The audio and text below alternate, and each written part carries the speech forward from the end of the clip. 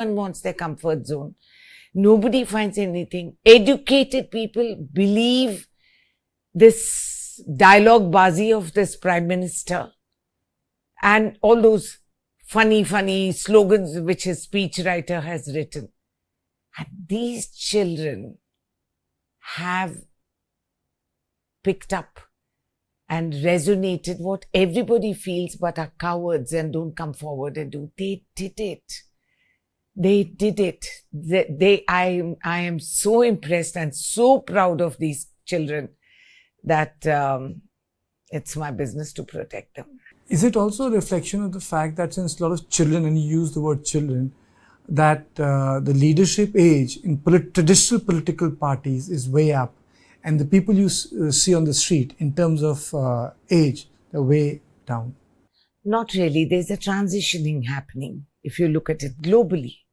World over, there's taking a cognizance of the wisdom of the youth. That this kind of transition has happened generationally over centuries. But what has happened today because of information technology, being connected to the world, it has sort of telescoped a bit and enhanced the visibility so much that you have to take cognizance. Greta Thunberg, 13-year-old, who challenged the global leaders on environmental issues and changes. It started then. The visibility and the no choice but acceptability of young thought and the evolution of young thinking and how relevant it is to today's time. And they have discarded the jaded mentality that we tend to develop as we grow older. Experience, what we think is experience, cautions us. We become fearful, we become overcautious, and we become resentful of ceding space. Now that has changed. Then you had that Malala young lady who stood up. I have gazillion sarpanches who've been raped and went on to win a sarpanch election. And I think, I'm awestruck by these people. I'm thunderstruck and awestruck by this young lot to see they did it. I did it when I was in college. I was the rebel star. I was not the nice, acceptable, good, Sushil, Saral girl that I was supposed to be. I rode motorcycles. I thought it was a skill. And so I was the rebel star. I was the square peg in the round hole. But these children have that many more advantages. What is the difference the time you yourself are a product of big protests? You have been associated with protest movements. So what is the difference of the protests you participated in 80s, early 90s, and the protests these now the so-called digitally empowered civic actors are doing in Janta Mantra? A lot more awareness, connectivity, the ability to interact non-physically and know the way forward. And their rights, which communication has brought, having a cell phone has connected you to the world. So they are taking informed decisions. I took emotional decisions. Mine was gut instinct where I said, this is wrong. I'm not going to accept this. That was my thought process and approach. But these kids are doing it informed, aware, know their rights, and they have the courage. But there is also a difference. When you were in politics, you said, I'm in politics, I'm a political actor, I'm taking political decisions, and I'm making political actions. When most of these children, students, when they come, they say, well, we are apolitical, but most of the demands are highly political. Look, politics is like COVID in today's time. It's infiltrated, permeated into every aspect of our life. Why do citizens have to come to us for a kindergarten, admission into some school? Why? We have vitiated the whole atmosphere. We have contaminated all the institutions, and we have politicized everything. So if the children are asking for something, what are they asking that is appearing political to you all? I don't see anything that they're asking is beyond their rights. For example, demand of Dharmendra Pradhan's resignation is a political demand. Hardly. It's a civil demand because it has cost these children their lives. It is the parents who have borrowed, begged, stolen to educate the children. It's children who've cut away from society for 2 years to focus on writing this blooming exam. And there is a simmering discontent which came up, and this was the catalyst. When it comes to that level that it's not one exam, time and again.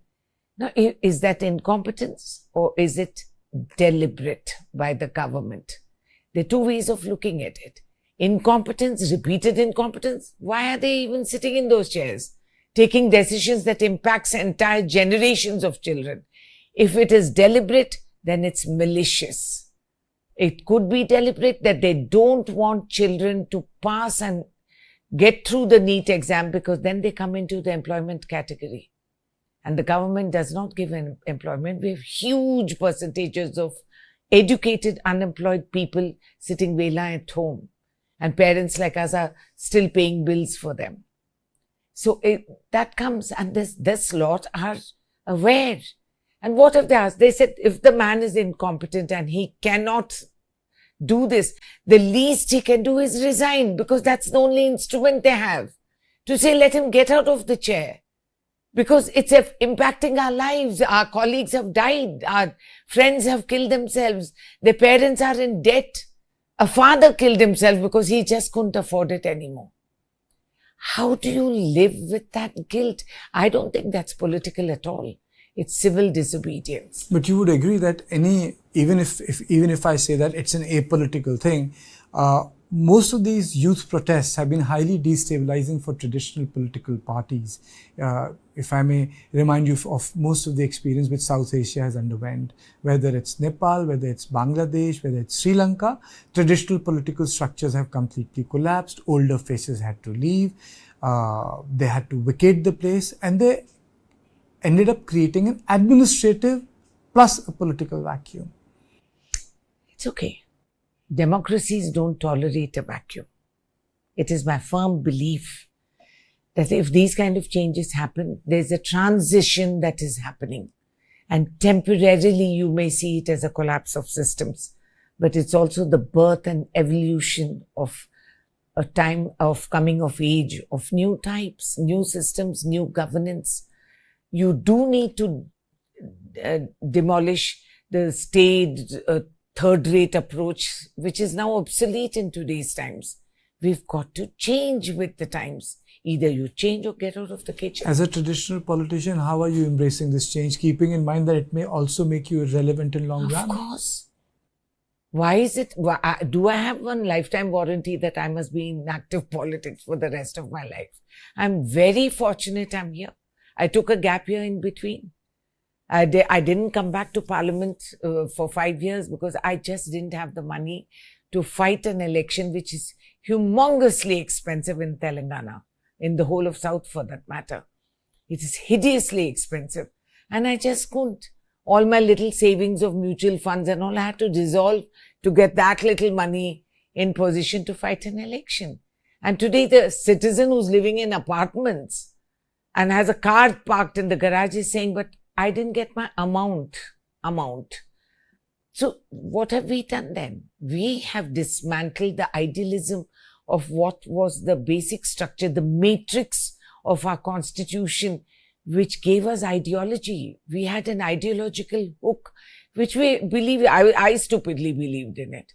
So I lived by that tenet that I have to do this. This is my collective responsibility. Also, I think belonging to the armed services orients you that everybody in the country is your responsibility. You have to do it. But don't you believe that sometimes protests like these can get hijacked? For example, when the protest took place in UP, when UP was in power, India Against Corruption, a lot of people said, well, these are civil society actors, these are tech guys, retired bureaucrats.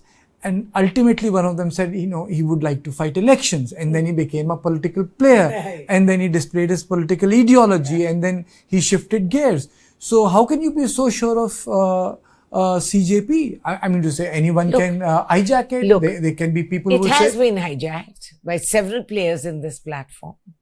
It has been hijacked to a large extent. It has morphed into something else. And it has developed a life of its own. The youngsters, I had gazillion phone calls from across the states, from Kerala, from Maharashtra, from Mumbai, everyone who said, we want to come in. Auntie, can you help us? How do we go? Where do we assemble? There are people who've never been to Delhi before. These children are spending their own money. They're coming by train. They're coming by whatever means. But they want to belong. They need to belong. And I think that is the pulse that we need to resonate. If we are old and seasoned and blah, blah, whatever we are as the traditional politicians, that was our time. What we did was relevant then. I was the rebel star. I came in. It was unheard of. One motorcycle riding woman wearing knuckle dusters and fighting my way in is certainly not the traditional acceptable perception of what I'm supposed to be. But that's okay. It paid its own dividends. It made way for others. Women like me, good, bad and ugly, what did we do? We came into parliament and fought for a woman's reservation. And now lots of young women. And even now we have the traditional resistance. Those young, beautiful girls from Bengal who came into parliament were trolled by relatively young people for wearing trousers to parliament. Seriously? I mean, so we still have those battles and resistance, but it's an evolution. But then after 2014, barring which I'll take up with you a little later, the Padyatra part, political protests and electoral outcomes, they have become two different things. Yes. If you recall, big farmers' protests, big expectation that it will have a bearing in Haryana, it will have a bearing in Western Uttar Pradesh. It did not have a bearing in Haryana and Western Uttar Pradesh. So there is a protest that is happening. I don't want to get into this larger narrative of mobocracy versus democracy, two sides of the story, police being hit or the CJP karyakartas getting hit. But the fact of the matter is that electoral outcomes are not being affected by the protest post 2014. Why? Because there is no autonomy in your electoral outcomes. This is premeditated, deliberate dismantling of the autonomy which TN Seshan to some extent had contributed and put into place. Who is this election commission? Even the selection process of getting an election commissioner in has been muddied.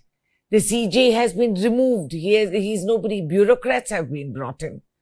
How amazing. And then they systematically dismantled it, saying that you cannot go to court, you cannot see videos, you cannot review the cameras. They've done it systematically. Where we failed as a political class, I believe, in the opposition is that we didn't bodily throw ourselves at every level when they were dismantling these institutions. Yes, we did articulate, we said blah, blah, blah, but we didn't actually get down and say, no, we will not allow this to happen. Today, what is the election commission but a tragic rubber stamp of this totally, morally devoid government? Is this the reason why your leader, Mr. Gandhi, has been using this word resistance again and again, articulated by people with whom he closely works, that we have to work around resistance because they believe that, India has become electoral autocracy? It has.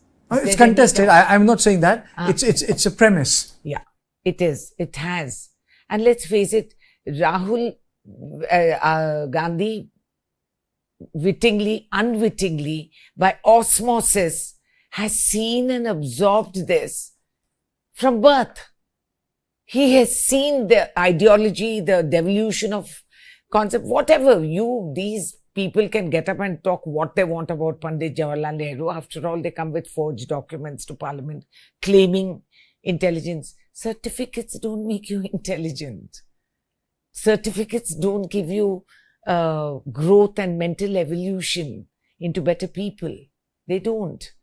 So by osmosis, Rahul Gandhi has understood what militant non-violence means. These protests today on the streets by the youngsters is militant non-violence. And no matter whether it reflects in electoral reforms or not, it does not diminish the power of the people. Every time I see something like this, I get electrified. I'm witness to history. I'm actually seeing by the people, for the people, of the people.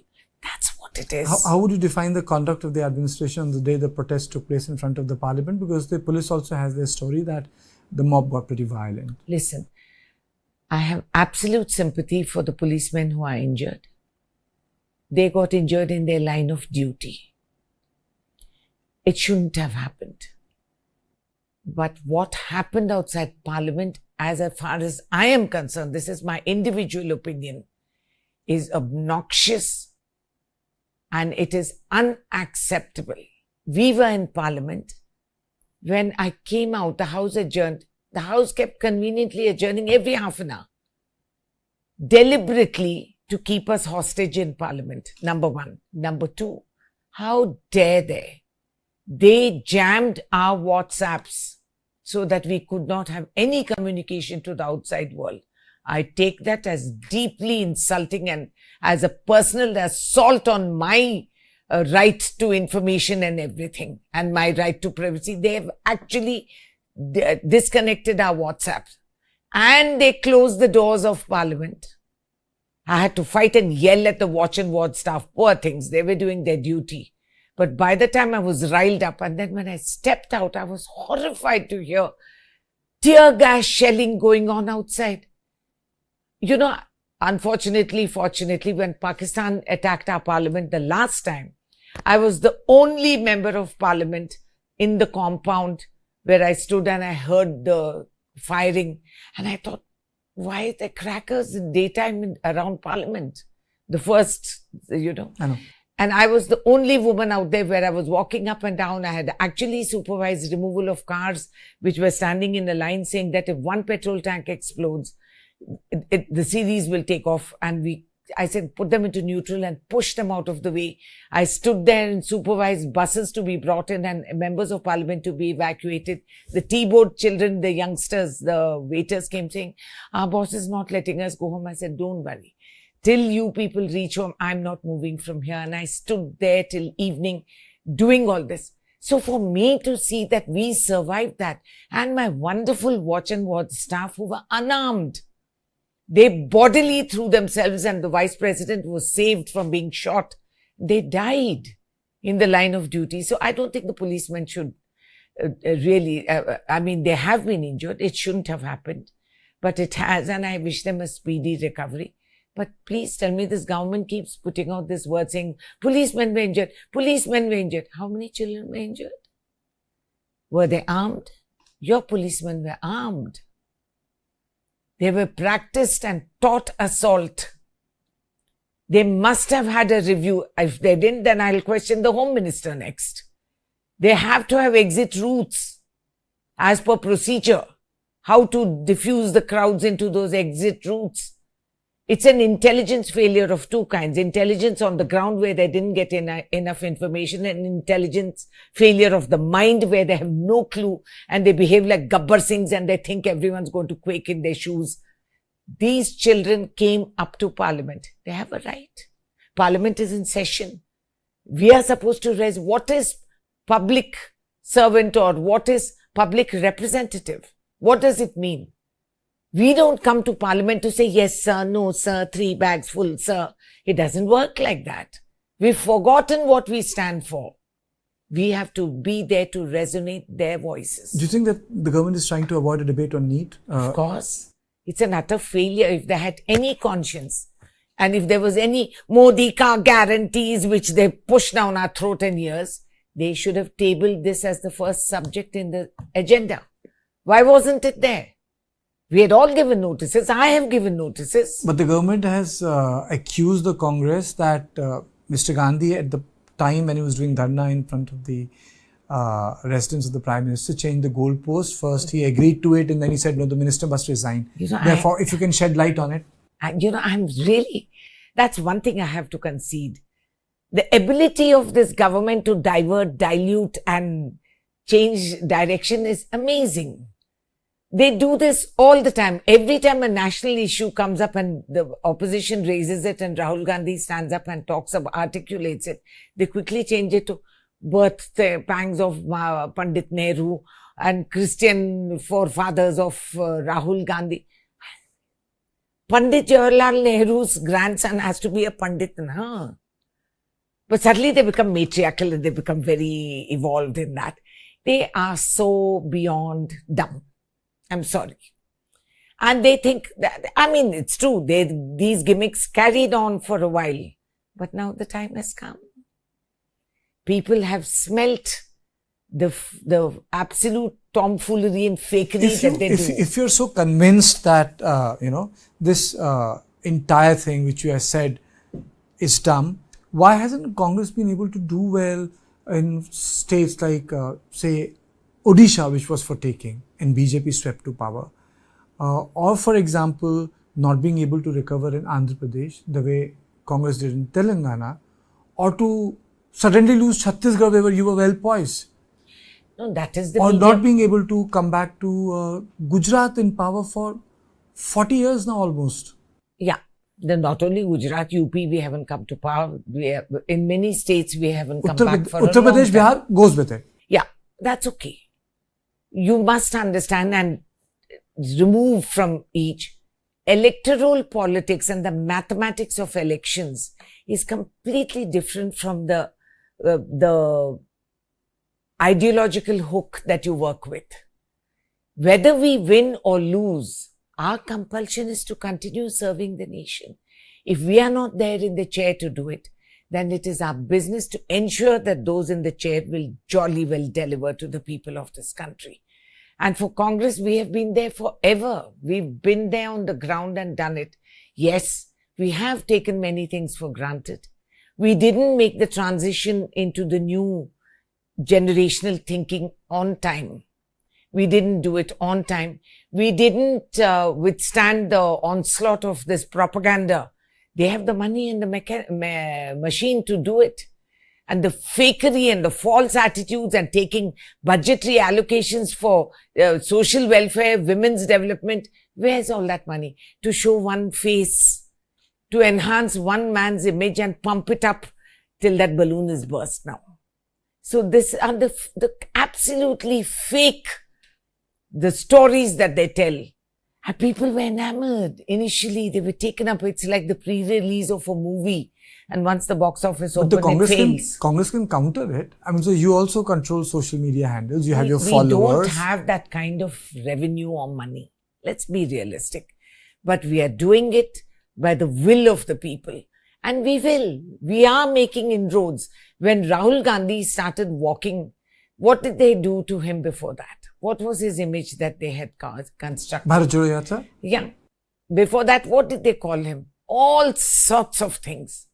I mean, I might sound like a Congress tablespoon now, not just an ordinary chammach when I say it about Rahul. But there's a postscript to it. You see, when YSR did his Padyatra, he consolidated the Padyatra into a firm political game. Not only Congress came once, it came again also. It was unfortunate the gentleman passed away in an accident. But when Bharat Jodo Yatra happened, Congress party was able to resurrect itself as an opposition party, not a party in power. The country got an opposition and you had the government with 240 plus. But then the Congress lost momentum, you lost Haryana, you lost Maharashtra. It was unlike what YSR did. When you consolidated for next 10 years till that decision of bifurcation of the state took place the way it was done. Until today, your vote share is in single digit in Andhra Pradesh. But in this case, you had the numbers, but you started losing states like Haryana, where you polled, I think, more than 47% of the vote in Lok Sabha, or 46% of the vote. Yeah, we did. But I want to tell you one thing. Let's separate the two issues. One, Rajshekar Reddy in Unified Andhra he fought in a state. We were Congress. But that state, and there were state issues that we dealt with. And his 102, 108 ambulance gave us a big heft. It worked brilliantly and it was easier to do it there because we had a contained area, geography in which we had to work. Bharat Jodo Yatra was pan-India. And the humongous wave of people that came forward associated and recollected what the Congress stood for was amazing. It put these chaps on the back foot. And Rahul did what he did. Now, my contention always is what I tell my fellow congressmen. We have a brand, much like all the predominant brands in a commercial world, where you're in commerce, you see brands re-established, keeping their market share, holding on to that. It is the brand manager's business to ensure that our market share remains or enhances, utilizing our middle brand management. value. Whatever. I'm not accusing or pointing fingers. They're doing the best of what they could. They're the same guys who've constructed Bharat Jodo Yatra. But I'm saying it as a citizen, as an individual, and as a congressperson, that to market our brand effectively, we needed a bigger think tank where the inputs, and we had to do it pan-Asian. These are one issue. The other issue is electoral politics. When you come to the mathematics of electoral politics, SIR, EVMs, suspicion, there's no control. Also, the history of this wonderful government of ours. Remember Madhya Pradesh, remember Goa, remember how they split. Look what they've done with TMC. And now they don't even pretend. Wow. That is the only honest thing they're doing now. Breaking parties, going in, and they have had their middlemen from other political parties who've joined them. Questionable history. West Bengal is a classic example where the Prime Minister is saying, "Camera pe, dekh lijiye." He said all this, that the man took a bribe on camera. Suddenly he's qualified to be Chief Minister. Those are the qualifications that BJP goes by. They lift governors, they move them out overnight. Decent governors who said, look, this is not our bandwidth to sit and topple a sitting government. Dhankarji was bought because he did a brilliant job in West Bengal, where for the first time we saw governors sitting and addressing press meetings against the government they're serving. Wow! These were new directions which we as Congress couldn't understand. We couldn't take that fast enough.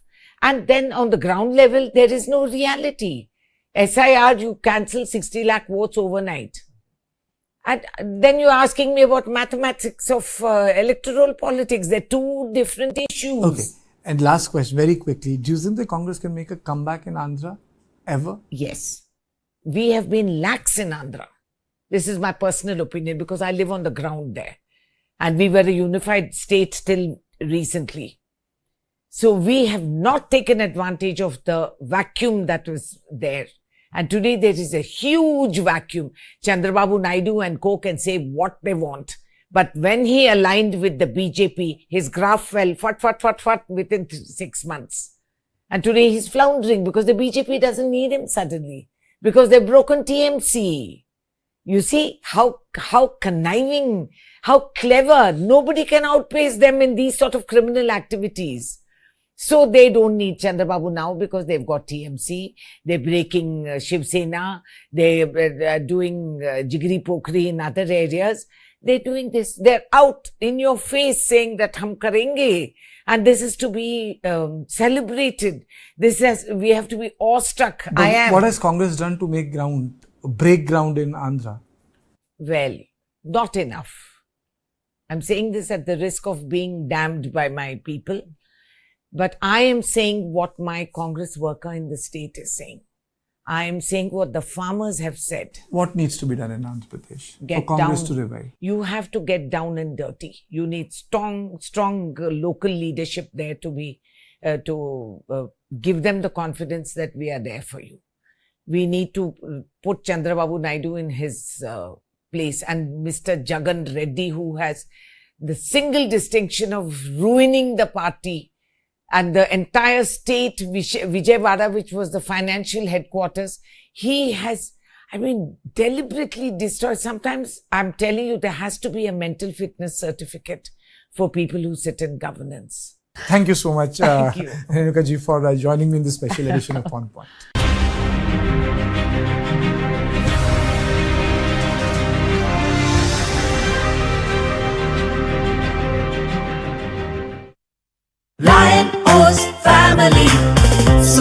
action family.